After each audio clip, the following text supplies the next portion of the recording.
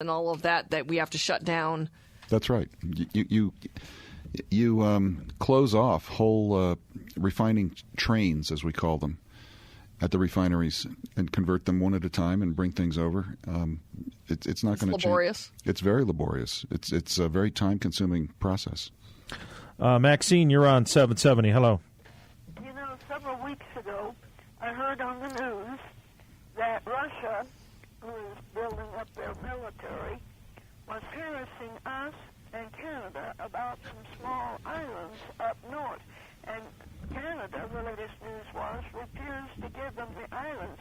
But they said without any comment that our president gave them the islands that were ours, just gave them to them, knowing that Russia has said someday they will take back Alaska from us, even though we paid for it, and some islands. Well, they got the islands, they just don't have Alaska. Reminds me of what Palin said. Now, the thing is, it's such a small world. We're getting all this news out of China and what they're doing about oil. And the Middle East, forget it. We have so many capped wells in the heartland. Why do we even have anything to do with that mess? But I was interested when you were talking about the ocean, how difficult it is, that the coal miners were Welsh in Pennsylvania. And the thing was, it was the same type of coal that they had in Wales, and it goes under the sea and comes up in Pennsylvania, and they were used to working with that type. Oh, I don't know what happened there. She dropped off. I caught the last part of it, and no, it's the coals that Maxine is asking about don't go under the sea and come right back up again. They pinch out and don't exist more than a few miles further offshore. Okay. Thank you. Joe, you're on 770. Hello. Hey, guys. There was a Passat this year that set the record in the U.S. It was a European version, and it drove to almost 1,600 miles on one tank of gas. Wow. And now it was a TDI, and I know it was a European version. And the reason it got double the mileage is because it doesn't have all the safety features. So instead of getting into this whole debate about how are we going to drill and this and that, why don't we just lower the regulation that's on cars being built? I mean, 55 miles per hour on the interstate was set so that X amount of gas was being used. That was a long time ago. Now the highways are at 75, and that's fine. I like driving 75 miles per hour, and I like having an airbag. But part of that is worse mileage. So if you want better mileage, you should be able to get a car without all the safety features and increase. How does, just getting rid of airbags up the mileage that much? I'm just saying, there's more to it than just airbags. Oh. There's the sidebars, the reinforcements. Cars are a lot heavier now than they were. Right. Well, all right. Actually, cars are not heavier now than they were. I mean, if you picture what your grandmother was driving, probably an old Cadillac, you were a lot safer in that car than you might be in today's high fuel efficiency cars that the CAFE standards are requiring that they increase. We're having to use a lot of composite, more expensive parts to those cars, but that are lighter weight and are actually much more dangerous. But the point that you bring up that is interesting or valid is that if gasoline mileage is your highest priority, if that's what's most important to you, say more than safety, as you brought up that we should get rid of the safety standards. If gasoline mileage is your highest priority, there are cars out there that you can buy that will get high mileage. The problem is having the government mandate what kind of car you can drive and what kind of mileage that car can get. The other thing that you bring up in your premise is that the reality is, why do we need to get good mileage other than economics, which should be a personal decision, because we have no shortage of fuel on the global economy. There is no shortage of fuel. What we have a shortage of is an access shortage, but we have no shortage of fuel. So if we were allowed to access the resources that are in the pot of gold in the American backyard, the price of gas would go down. Now, it wouldn't go down to 99 cents a gallon, but the price of gas would go down. Supply and demand with more resource available on the market, stability in the market without the Middle East in control, the price of gasoline would go down, and you could drive whatever kind of car you wanted based on your personal economics. All right, we will continue talking about energy here. Remind me on Monday, I want to do a PSA on the dangers of butt chugging. Will do. We got to get the info out to the kids. Rusty knew all about it. I knew nothing. I was clueless. Yeah, he's like, oh, yeah, that's been... No, you were at the DNC. That's been going Well, that's true. I was at the DNC. Wow, how was that, by the way? It was, the difference between the RNC and the DNC, for me, it was like being at a party with thousands of my closest friends to going behind enemy lines. Right. It was kind of like a freak show. Well, yeah, you get your Obama phone and whatnot, and... They weren't handing them out on the street corners. No? No, but they did have T-shirts they were selling with Obama, with kind of the halo, like the Messiah look. They were giving those out. Nice. Well, they were selling them. They weren't giving them out. All right, we're talking energy. My guests are Marita Noon and Rusty Rees, acclaimed geoscientist, Rusty Rees. Andy, you're on 770. Hello. Yeah, Rusty, was wondering if you could address something about the fracking. There's an article in the paper here recently about supposedly fracking and injection wells caused the earthquakes in Dallas. I was on location when Halliburton did the largest slickwater frack over 20 years ago in North America. And 20-year veteran of the oil field, I just can't believe that fracking is going to cause earthquakes. You're asking a really good question, but there's two things being mixed in there. We've been doing fracking, as you allude to, for 20 years. We've been doing it since immediately after World War II. Most of the oil and gas development in the western states has depended on fracking. What is that exactly, for people who don't know? If you have a reservoir that doesn't yield its oil or gas very easily, you can pump water in with sand suspended in it and fracture the rock, crack the rock. The sand goes into the cracks. You bring the water flows back. The sand keeps the cracks open. And so now you can get more surface area for the oil and gas to float to. And as I said, we've been doing this since after World War II. With regard to the earthquakes in the Dallas area, there were a couple of wells that were stimulated with fractures that were right on fault zones. And there may have been some seismicity induced. You just stop and move over to the next location. It's not that big a deal. With regard to fracture stimulation and injection wells, which I thought I heard you allude to, we had experience with seismicity being induced in Denver at the Rocky Mountain Arsenal back in the late 50s and 60s. And again, it was injection on a fault zone. They stopped, and everything went away. It wasn't a big problem. Oh, there you go. Check out the big brain on Rusty. John, you're on 770. Go ahead. Hey there. What's the cause of the California gas spike? And is it going to cause gas prices to go up to like $7 by Christmas? Rusty and I are looking at each other. Well, California has a lot of unusual rules and additional taxes that other parts of the country do not have that unusually penalize Californians for their gasoline usage, because that's the goal. The goal of high gas prices is to prevent people from using gas, to prevent people from driving, and curtail freedom. But why they're specifically high right this exact moment, so much higher than the rest of the country, I don't really know. I don't know why California has spiked so extraordinarily either. It's just been in the last few days. I really don't know. You're asking a reasonable question. We just don't know. All right. We will continue into the next hour. Energy is the topic there. If you want to hang on, Don, Josh, and Dave. 243-3333 is the number, and we'll be back after the news.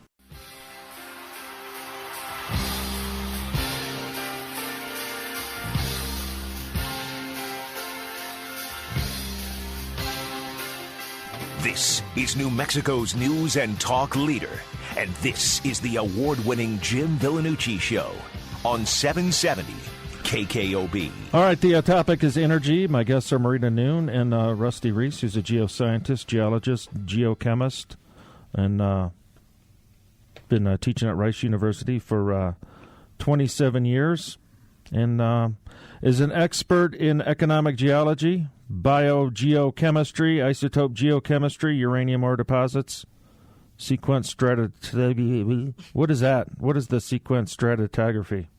It's a way to interpret what the bedding of the rocks looks like using seismic. Oh, okay. And you've got a bunch of patents. I do. That's awesome. He's a smart guy. Check out the big brain on Rusty. Anyway, we've been talking energy and petroleum and whatnot, oil spills. Oil spills, ethics, and society, how they intersect and where responsibilities reside. That's the name of your speech. It is. So have we been careful with the environment? Are we getting better? We're much better with the environment than people think. Yeah, I think that's right. Well, people see these oil spills and they immediately panic and start questioning whether or not we should explore for oil. Are we going to destroy the environment? And that conversation was visited most recently with the Gulf of Mexico. How much oil is leaking into the ocean just naturally? In the Gulf of Mexico, about half as much per year as what the Macondo well spilled in one event. Really? So quite a bit. Nobody talks about that. No, they don't talk about that, do they? Huh. Off the coast of California, there's quite a bit as well. I don't know the numbers, but... There's so much off the coast of California, particularly Santa Barbara, that some years ago, ARCO put a 300-foot square pyramid on top of one of the seeps and a recovery port at the top, and they were producing and selling the oil that was coming off of a seep. There was so much. Wow. That is amazing to think about. All right, Don, Josh, and Al, thanks for hanging on. We'll get to your calls right after this quick check of traffic. Pretty good baseball game going, huh? Indeed. Yeah. Did you know about the pyramids? Okay. All right, 8 minutes after the hour. Don, you're on 770. Go ahead. Hello, yes, Jim and Rusty. Hi, Don. Yeah. I was an environmental supervisor for Unocal for a number of years. I spent 10 years on Unical's huge oil shale project in western Colorado. And we had gotten up to about 7,000 barrels per day with our synthetic oil. And I really liked what you said earlier about how we are controlling our environmental regulations. When we were up there, we not only met all of our environmental regulations, we beat them. And that was air, water, hazardous waste. And we were totally surrounded by wilderness areas and national monuments. So we really went well beyond, and we have the technology to do it. No, I think that's right. This is something that is never brought out, and so anyway. Thanks. Do you have any comments about that? Well, Don, you're referring to the stuff around Parachute, Colorado? He's gone. He's gone. I think that's what you're describing. And you did say you had been with Unocal, and Unical's operations there were very, very well done. And it was a very nice, a very small footprint for what they were doing and trying to accomplish. Josh, you're on 770. Hello. Yeah. I don't think that there's any doubt that, our entire life, our entire economy, and every single aspect of our life is touched by fossil fuels on a daily basis. And there's no doubt that we should definitely be exploiting the resources that we have right now. But, George Bush kind of described that as a bridge between where we are right now and the type of energy that we'll have in the future. And I'm just curious, in your all's opinion, what do you think is the most viable long-term future energy source for us, and how do you kind of see our lives being tied together with that energy source like our lives are tied together with fossil fuels right now? And I'll just hang up. Well, no, don't go away. Stay there. Okay. What do you mean by long-term? Well, I mean, near-term, next 50 years or so, and then long-term, assuming that eventually 100, 200 years from now that humanity will run out of fossil fuels at some point. Well, yes. Okay, now I understand your time frames. That was pretty important. Sure. Hydrocarbons clearly are a finite resource, but we have, at our current usage rates, several hundred years of gas reserves. We have increased our reserves in oil every decade since the 1920s because of changing technologies and our abilities to see further. Addressing your issue of what energy we're trying to bridge ourselves into, nuclear would be one that I think is extremely important, and New Mexico has participated in that for many decades, all the way back to the Manhattan Project in the 1950s. Now, in your assessment that we have hundreds of years less, is that including tar sands and that type of energy? Unconventional. Are we going to be able to exploit that? I was referring specifically to the unconventionals and particularly to the shale oils and the oil shales, and they're two different things, and the shale gas. Those hydrocarbons can carry us a long way. Beyond that, there will be a place in the future for solar and wind and biomass. The problem that they have now is that they're simply not cost effective. And so we run into difficulties with the federal government waging war on carbon-based fuels and forcing us to use things that will just be horrifically damaging to the economy. And the economy is already in extremely bad shape. In a world of hurt. The countries that have taken this a few years past where we are now are places like Norway and Denmark, and they've got the highest electricity costs in all of Europe because they have become so dependent on wind in particular. Now, that's not to say we shouldn't devote some research money to wind and improve that technology, similarly with solar. But the government should stop trying to pick winners and let the market work and let the demand show us where we need to go. Yeah, in fact, Europe is going back to coal currently. American coal is being shipped over to Europe at the moment, and Europe, which is held up as the paragon of green energy virtue, is going back to coal because it's more efficient. Al, you're on 770. Hello. Yes, greetings. I got into a heated discussion with one of my left-leaning friends regarding the use of ethanol, and it's my contention, or what I've heard, is that it takes 6 to 8 gallons or water, a number of gallons of some other petroleum-based, probably, fuel to produce 1 gallon of ethanol. Could you give me some insight on? Well, plus hundreds of gallons of water and the corn. Right. So, could you confirm that or make a statement Yes. on that one? And can you point me to a source that I can take to this individual and say, look, do your own research. I appreciate it. Now listen on. I'll chime in. My book, Energy Freedom, which is available on Amazon.com. I have a very well-researched and heavily footnoted chapter specifically on ethanol. And so I would encourage you, since you're looking for a source that you can go to. But the numbers vary, and Rusty probably, because of the kind of brain he has, is better at the numbers than I am. But the numbers vary from being that it's about 1 to 1 gallon to it's the kind of numbers that you referenced. And so the numbers that are tossed around out there vary. And as Jim mentioned, it certainly uses a lot of water. And, when we have no fuel shortage, when we have no energy shortage, the idea of ethanol maybe sounded like a good idea in the 70s when the general consensus was that we had reached peak oil.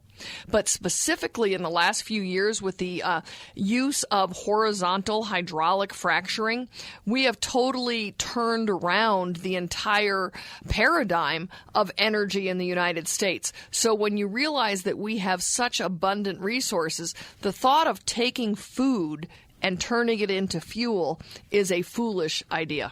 Yeah, and that's particularly relevant this year since we've had so much drought damage to corn crops in the Midwest of the United States, and some states are continuing to push through their substitution schedules for methanol and ethanol in their fuel mixes. We're now you're going to have a choice of choosing whether your corn goes to your table or to the cows and pigs that you want fattened up or to your car. And well, that's a competition. It raises the price of bacon. It raised the price of bacon. So those are choices that you're going to have to consider whether you really want to be making. All right, we'll continue. That. The topic is energy, 243-3333. I know, Fatback, you don't want to miss your No. I've already stocked up, though. All right. Good for you. Yeah. That worked well. For 2 winters.